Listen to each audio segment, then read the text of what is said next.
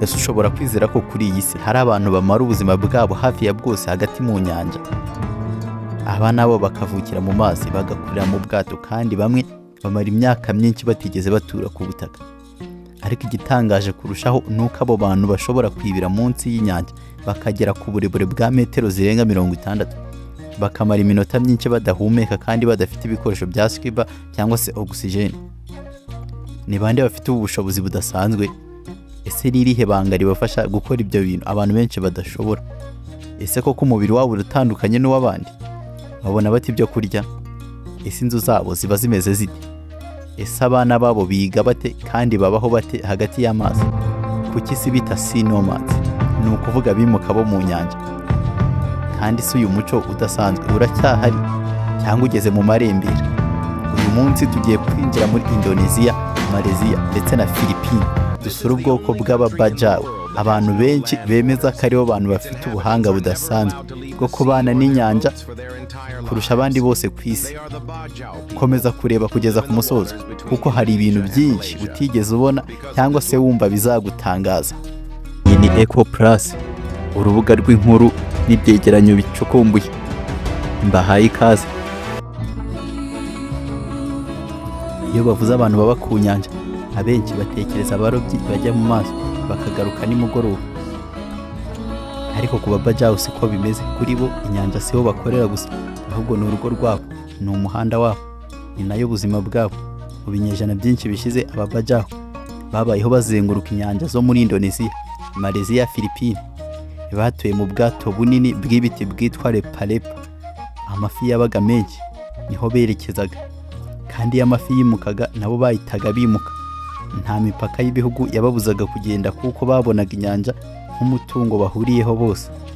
Abakurambere babo bize uko basoma imiyaga, uko bamenya aho amafi ari, ndetse n'uko bayobora ubwato badakoresheje ikoranabuhanga. Ubumenyi bwose babutozaga abana bakiri bato. Niyo mpamvu umwana wo mu babajau akura azi neza ko inyanja ari izamutunga.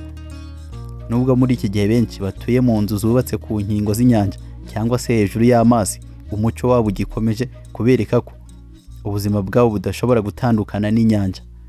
Niyo mpamvu kugeza n'uyu munsi isi kibafata nk'amwe mu moko adasanzwe yabashije kubaka ubuzima bushingiye ku nyanja kurusha andi yose ku isi. Reka noneho twibaze impamvu bitwa Sea Nomads. Izina Sea Nomads risobanura abimuka bo mu nyanja. Ntiryaje ari impanuka, ryaturutse ku buryo budasanzwe ababajau babagamo kuva kera. Mu gihe andi moko yubakaga imidugudu ku butaka, bo bahisemo ko inyanja iba urugo rwabo. Babaga mu bwato bunini bw'ibiti, aho baryaga, baryamaga, bakarerera abana, ndetse bakanakora ibindi bikorwa byose by'ubuzima bwa buri munsi. Iyo amafi yagabanukaga ahantu, ntibategerezaga ko agaruka. Bahitaga bazinga ibintu byabo byose bakerekeza ahandi, bakurikiraho uburobyi bwari bwiza. Ibi byatumaga badahora ahantu hamwe nk'uko andi moko yabigenzaga. Inyanja niyo yababereye umuhanda ubahuza n'ibice bitandukanye, kandi niyo yabahaga ibyo bakeneye byose. Muri iki gihe, nubwo bamwe batuye mu nzu zubatse ku nkingi ziri mu mazi, imico yabo irakerekana ko ubuzima bwabo bukomoka ku nyanja. Abana babo bakura bumva ko amazi ari kimwe n'ubutaka. Koga no gutwara ubwato babimenya mbere yo kwiga ibintu byinshi bikorwa n'abana bo mu mijyi. Niyo mpamvu kugeza n'uyu munsi bakomeje kwitwa Sea Nomads, kuko niyo batuye ahantu hamwe, umutima wabo ukomeza kuba uw'inyanja. Mu myaka yashize, abahanga mu by'ubuzima bagize amatsiko yo kumenya impamvu ababajau bashobora kumara igihe kinini munsi y'amazi.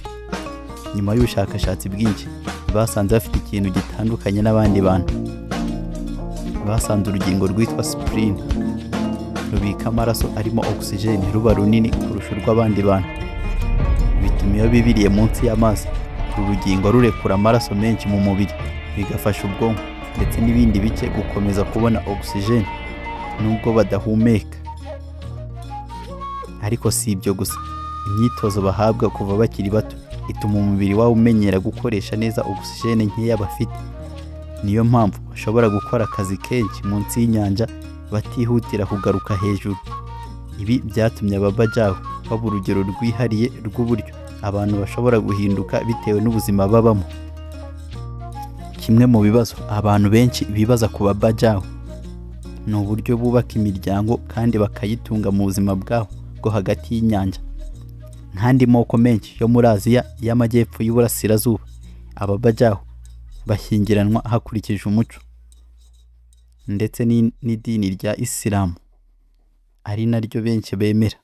Mbere y'ubukwe imiryango yombi irahura ikaganira ku masezerano y'ubushyingirano, hanyuma hagakorwa ibirori birimo indirimbo, imbyino n'amafunguro yateguwe n'abaturage b'umudugudu.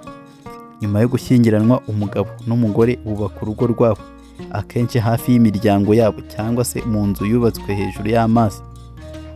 Abana bafatwa nk'umugisha ndetse n'ishema ry'umuryango. Niyo mpamvu imiryango myinshi yifuza kubyara abana benshi. Iyo umwana avutse, ababyeyi n'abavandimwe bose bafatanya kumurera no kumwigisha umuco wabo.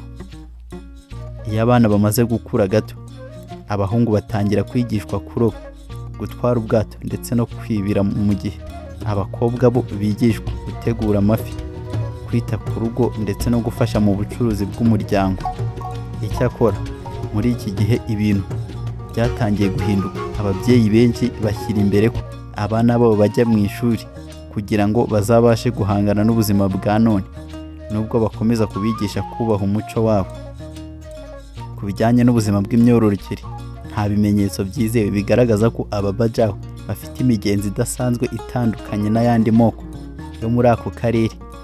Bashaka kubyara no kurera abana mu buryo busanzwe kandi bakubahiriza amabwiriza y'idini ndetse n'umuco wabo. Ibi bituma umuryango uba inkingi ukomeye mu buzima bwabo, kandi ni nawo utuma ubumenyi bwose bwo kubaho mu nyanja bukomeza guhererekanywa uko ibisekuru bisimburana. Iyo ugeze mu duce dutuwe n'ababajau, ikintu cya mbere gitangaza amaso ni uko usanga umudugudu wose wubatse hejuru y'amazi. Inzu zabo ziba zishingiye ku nkingi z'ibiti zikomezwa hasi mu nyanja, ku buryo amazi agenda anyura munsi yazo. Iyo urebye kure ushobora kugira ngo ni ikirwa cyubatswe n'abantu, ariko siko bimeze, ahubwo ni umudugudu wuzuye ubuzima. Izi nzu ziba zihuje n'ibiraro byinshi bituma abaturage bashobora kugenderana hagati yabo. Hari aho usanga ishuri ryubatswe hejuru y'amazi, ivuriro ndetse n'umusigiti. Iyo abana bagiye ku ishuri, bamwe bagenda n'amaguru kuri ibyo biraro, abandi bagakoresha ubwato buto. Nubwo ubuzima bwabo bushingiye ku mazi, bubaka inzu zifite ibyumba byo kuraramo, aho batekera ndetse n'aho bakirira abashyitsi. Iyo amazi yazamutse cyangwa imiyaga ikaba myinshi, inzu zabo ziba zarubatswe ku buryo zibasha kwihanganira izo mpinduka.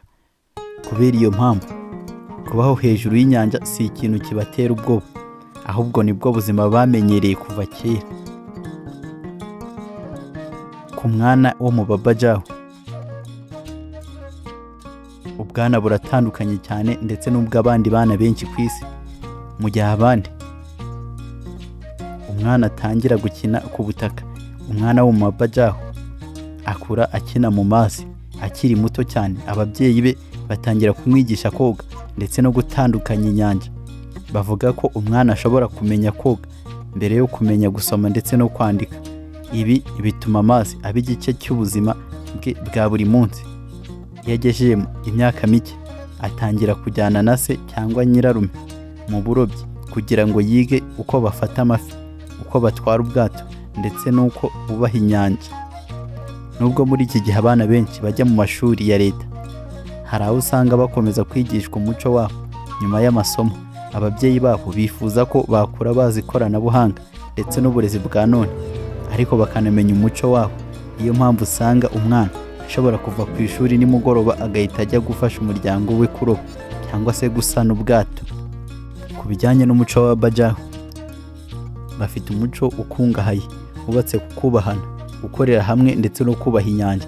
Benshi muri bo basenga mu idini rya Isilamu, kandi ibikorwa byabo byinshi bya buri munsi biba biherekejwe n'imigenzo ndetse n'amasengesho. Iyo bashaka ubwato bushya, hari aho bakora umuhango wo gusabira urugendo rwiza n'umutekano. Bemera ko inyanja ari impano ikomeye ikwiye kubahwa, bityo bakirinda kuyangiza cyangwa kuroba ibirenze urugero.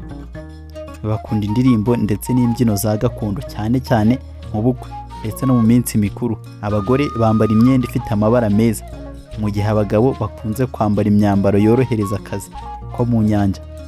Ikindi kigaragara ni ubuhanga bwo kubaza ibiti no kubaka ubwato bwiza badakoresheje imashini zigezweho. Ubu buhanga babwigisha abana babo uko ibisekuru bisimburana. Reka noneho turebere hamwe ibibazo bahura nabyo muri iki gihe. Nubwo ABABAJAU bafite umuco udasanzwe, ubuzima bwabo bwugarijwe n'ibibazo byinshi. Kimwe mu bikomeye ni ukugabanuka kw'amafi bitewe n'uburobyi bukabije ndetse n'ihindagurika ry'ibihe. Iyo amafi yagabanutse, imiryango myinshi ibura icyo kurya ndetse n'ikigurisha. Ikindi kibazo ni uko hari ibihugu byasabye bamwe muri bo kuva mu bwato ndetse no gutura ku butaka, nubwo ibyo byari bigamije kubegereza amashuri ndetse n'ubuvuzi. Hari benshi bavuga ko byatumye batangira gutakaza umuco wabo. Hari kandi bamwe badafite ibyangombwa by'ubwenegihugu, bikabagora kubona serivisi za leta cyangwa se akazi. Kubera izo mpamvu, urubyiruko rwinshi rutangira kwimukira mu mijyi gushaka imibereho mishya, maze rukagenda rwitandukanya n'umuco rwakuriyemo. Nubwo bahanganye n'izi mbogamizi zose, haracyari icyizere cy'uko umuco wa ABABAJAU uzarokoka. Imiryango myinshi mpuzamahanga ndetse n'abashakashatsi bakomeje gufatanya n'abaturage babo kugira ngo babungabunge amateka, ururimi ndetse n'ubuhanga bafite. Ubukerarugendo nabwo bwatangiye kubafasha. Buri mwaka abantu baturutse hirya no hino ku isi basura imidugudu yabo kugira ngo barebe uko babaho ndetse bige uburyo bwabo budasanzwe bwo kubana n'inyanja. Ibyo bibafasha kubona amafaranga, ariko bikanatuma isi irushaho kumenya umuco wabo. Ariko ejo hazaza habo hazaterwa ahanini n'urubyiruko rwabo. Niba ruzakomeza kwishimira umuco rwatojwe n'abakurambere, ABABAJAU bazakomeza kuba umwe mu moko yihariye ku isi. Naho nibaramuka bawuretse burundu, amateka yabo ashobora gusigara mu bitabo gusa. Niyo mpamvu kubungabunga umuco wabo ari inshingano yabo ndetse n'iz'isi yose. Mu gusoza, twavuga ko ABABAJAU atari abantu bazwi gusa kubera kwibira igihe kirekire cyangwa se kubaho hagati y'inyanja, ahubwo ni ikimenyetso cy'uko umuntu ashobora guhuza ubuzima bwe n'ibidukikije, akabana nabyo mu mahoro. Mu gihe benshi muri twe tubona inyanja nk'aho tujya kuruhukira cyangwa se kurobera rimwe na rimwe, kuri bo niyo rugo, niyo murima ndetse ni nayo nzira y'ubuzima. Nubwo isi igezweho igenda ihindura imibereho yabo, umuco wabo uracyafite agaciro gakomeye. Utwigisha ko isi igizwe n'imico myinshi itandukanye, kandi ko buri wese afite amateka akwiriye kubungabungwa. Njye nari Fabrice, umuhungu wanyu nk'ibisanzwe, ukugezaho ubucukumbuzi bwihariye hano kuri Eco Plus, urubuga rw'inkuru n'ibyegeranyo bicukumbuye. Bye bye.